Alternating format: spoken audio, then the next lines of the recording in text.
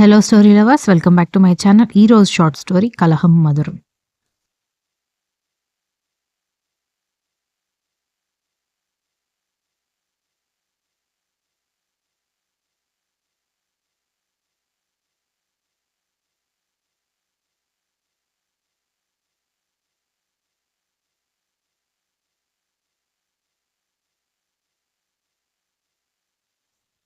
ఉదయం ఆఫీస్కి రెడీ అయ్యి హాల్లోకి వచ్చాడు రామ్.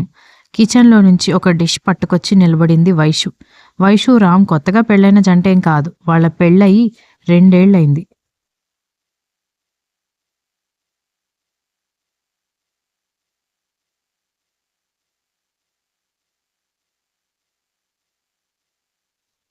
ఇద్దరికి వారం నుంచి కోల్డ్ వార్ జరుగుతుంది.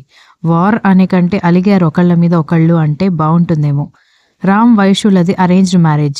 పెళ్లి చూపులు కూడా చూడకుండా వైషు ఫోటో మాత్రమే చూసి పెళ్ళంగా ఆ అమ్మాయే కావాలి, లేదంటే ఈ జన్మకి పెళ్ళే వద్దని కూర్చున్నాడు రామ్.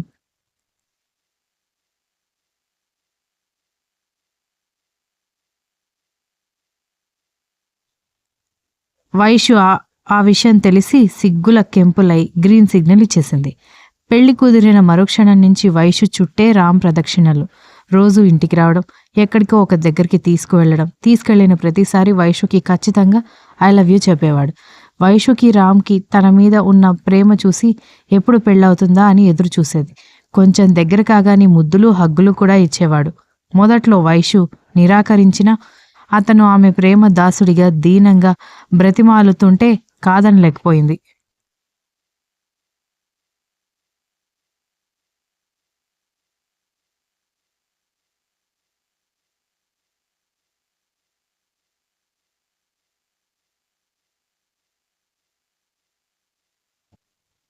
వాళ్ల నిరీక్షణకి ఫలితంగా పెళ్లి రోజు రానే వచ్చి పంచభూతాల సాక్షిగా దంపతులైపోయారు. కార్యం ముహూర్తానికి 2 రోజులుండడంతో వేరే వేరే గదుల్లో ఉంచారు. రామ్ అర్ధరాత్రి లేచి వైషు గదిలోకి వెళ్ళాడు. వైషు కూడా నిద్రపోకుండా ఏదో ఆలోచిస్తోంది. రామ్ని గమనించి కంగారుగా లేచి నిలబడి, ఏంటండి మీరొచ్చారేంటి అంది.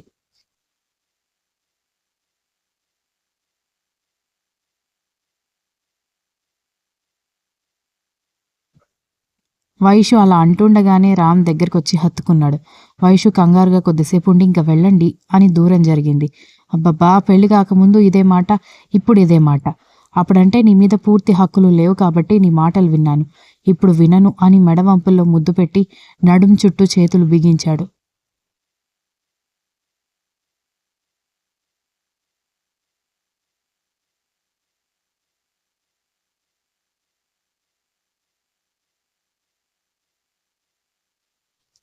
ఆ ముద్దుకి ఏం మాట్లాడలేకపోయింది వైషు. తెలియకుండానే చేతులు చుట్టూ వేసింది. మన కార్యానికి ఇంకా 2 days ఉందే, నా వల్ల కాదు నీకు దూరంగా ఉండడం అని దగ్గరగా వచ్చి ఆమె నుంచి వస్తున్న గంధపు పరిమళాలని ఆస్వాదిస్తూ ఐ లవ్ దిస్ అని గాఢంగా ముద్దాడాడు. వైషు మీద ఎక్కడలేని ప్రేమ కురిపిస్తూ ఆమెని ఉక్కిరి బిక్కిరి చేస్తున్నాడు.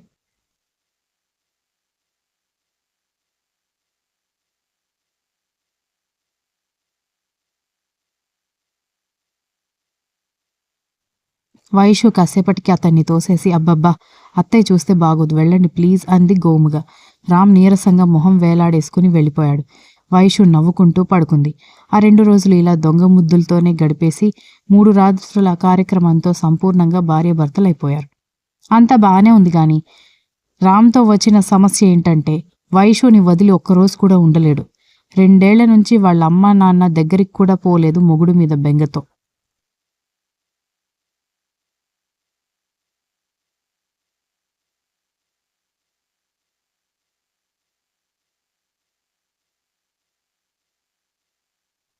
వైశ్వకి బాబాయ్ కొడుకు పెళ్లి ఉండడంతో వెళ్లాల్సొచ్చింది. వాళ్ళకి ఆడపిల్లలు లేకపోవడంతో ఆడపడుచు చేయాల్సిన పనులు తంతుల కోసం వైషు వెళ్లాల్సొచ్చింది. ఈసారి వెళ్ళకపోతే బాగోదు అని రామ్ కూడా అడ్డు చెప్పలేదు. రామ్కేమో ఇంపార్టెంట్ వర్క్ ఉంది ఆఫీస్లో. పెళ్ళైంది. ఆ 4 రోజులు రామ్ నరకం చూశాడు అనే చెప్పాలి. ఎలాగో ఆమెని మిస్ అవుతున్న ఫీలింగ్ మైండ్లోకి రాకుండా చూసుకున్నాడు. పెళ్లికొడుకు అక్కని అప్పుడే పంపను అని ట్విస్ట్ ఇచ్చాడు.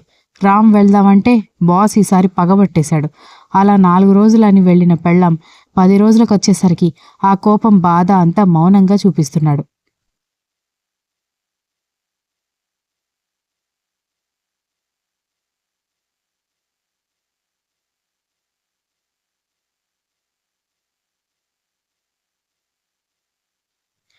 వైషు ఎంత బుజ్జగించినా ఈ మానవుడెక్కడ వింటాడు?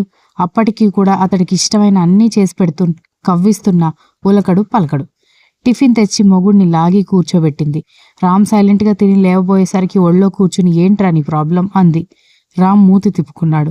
నవ్వొచ్చింది వైషుకి.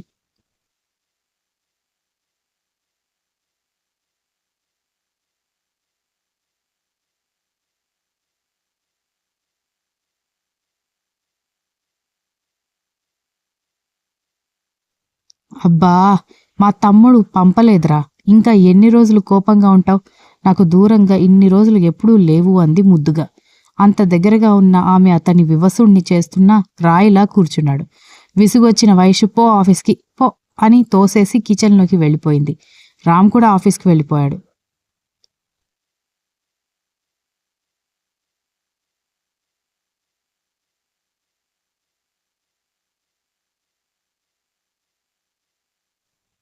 రామ్ వెళ్ళిన అరగంటకు తమ్ముడు ఫోన్ చేశాడు వైషుకి.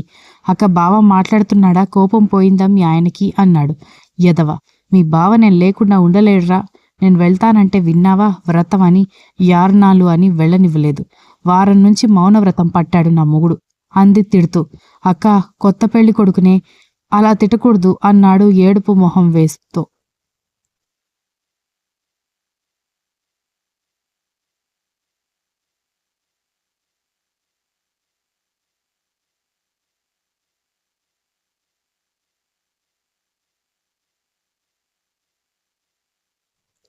పోరా అని ఫోన్ కట్ చేసింది. సాయంత్రం రామ్ వచ్చేసరికి హాల్లో ఎక్కడా తన శ్రీమతి జాడలేదు. మళ్ళీ వెళ్ళిందేమో అని భయం వేసింది. బెడ్రూమ్లోకి వెళ్ళేసరికి మెరూన్ కలర్ శారీలో మల్లెపూలు తల నిండుగా తురిమి అందంగా అలంకరించుకుంటూ డ్రెస్సింగ్ టేబుల్ ఎదురుగా కనిపించేసరికి వెళ్ళి గట్టిగా హత్తుకున్నాడు. దెబ్బకి వైషు ఉలిక్కిపడి వెనక్కి తిరిగి రామ్ని చూసి నవ్వుతూ కళ్ళెగరేసింది. దాంతో మళ్ళీ కోపం వచ్చి వెళ్ళిపోయాడు రామ్.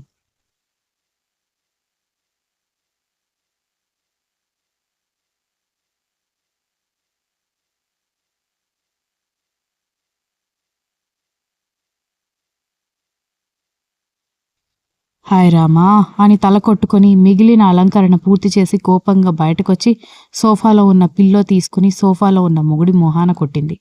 ఆ రాత్రికి వంట చేసి ఇద్దరూ భోజనాలు చేశారు. రామ్ వెళ్ళి అటు తిరిగి పడుకున్నాడు. వైషుకి ఏమో ఏడుపొచ్చేస్తుంది.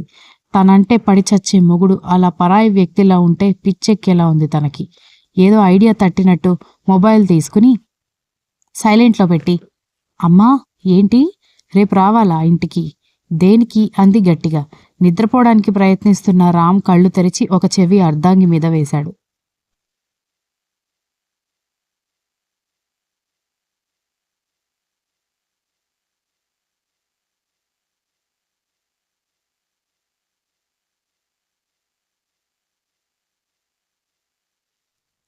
హో, పెద్దమ్మ కూతురు పెళ్ళా?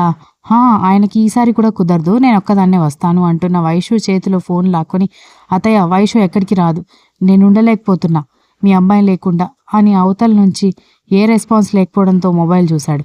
అక్కడ ఏ కాలు లేదు. దాంతో వైషు పన్నాగం అర్థమైంది.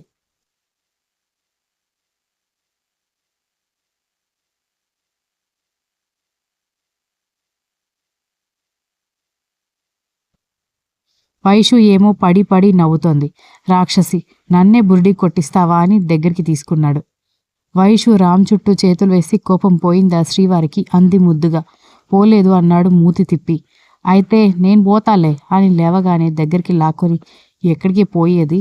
నువ్వు లేకుండా ఉండలేనని తెలిసి నన్ను వదిలేసి పోవడానికి మనసెలా ఒప్పిందే? ఇంకెప్పుడు అన్నన్ని రోజులు పోకు అని ముద్దుల్లో ముంచెత్తాడు. వైషు కూడా బెంగగా హత్తుకుని, ఇంక మిమ్మల్ని వదిలేసి ఎక్కడికి పోన్లే అంది.